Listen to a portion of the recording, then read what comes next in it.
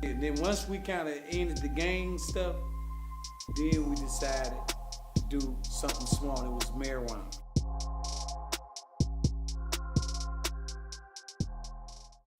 Detroit, perhaps more than most other cities, has been experiencing an unusual number of social and economic problems. The slump in the auto industry during the recession caused serious unemployment. That increased the welfare rolls and the crime rate. The city's... Want to know how we formed the gang? Yeah. Okay. BK's actually come about. I ain't look at TV for no gangsters and all the gangster movies on that. The gangsters was right in the neighborhood. So we was gonna be black killers and killer K's. We established that nobody could lead nobody. We had families, like you may be the Curry brothers, you may be the Tooks brothers, the Parker brothers, the Fails. From 400 to 2,000 gang kids on Detroit streets. The gangs are not new, but the tactics are. Gangs used to fight each other for turf. Now these kids, some as young as 10. You know, when you see these articles, which is a lot of them, about the BK street gang, you know, a lot of people would like to say that, you know, they were leaders. But see, we were one of the very few gangs throughout America. We may be the only gang that never had a leader. Never. There's no man who say he was the leader of the BKs. In spite of the articles that's being depicted, we were, what kept us from having the leaders is that we all grew up together, right?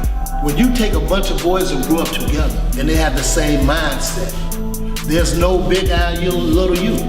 We would just agree on everything that whoever had something going, you know?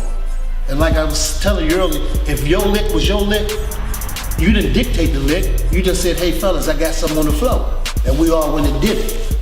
And the proceeds was split up, you know, sometime equal, sometime a dude gonna stash on you. You know, but you got something out of the lick. And the key was to hit your own lick. Meaning not hit it, but be the, you know, the orchestrator of the lick. And that way you may get a bigger cut. Gangs used to fight each other for turf. Now these kids, some as young as 10, are moving out, terrorizing merchants downtown and running orchestrated riots.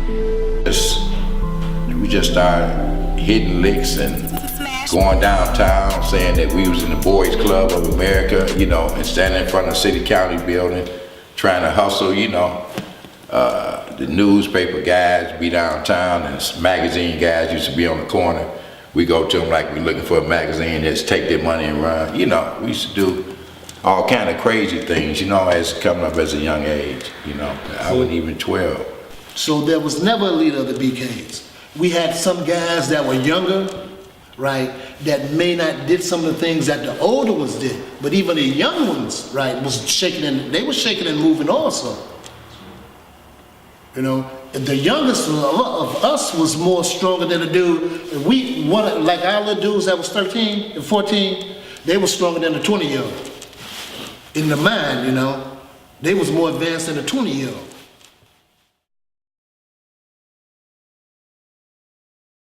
Most of these youth do have needs that must be fulfilled, and some of them find that the only avenue they have of fulfilling these needs is to take something. They'd rather work.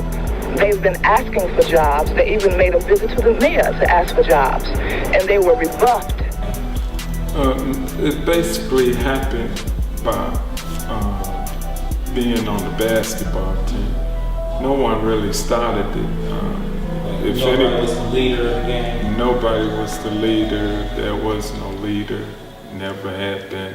We went after several games, but we picked a time of day which gangs we would go after, you know, but it was multiple gangs we would go after on a day-to-day basis.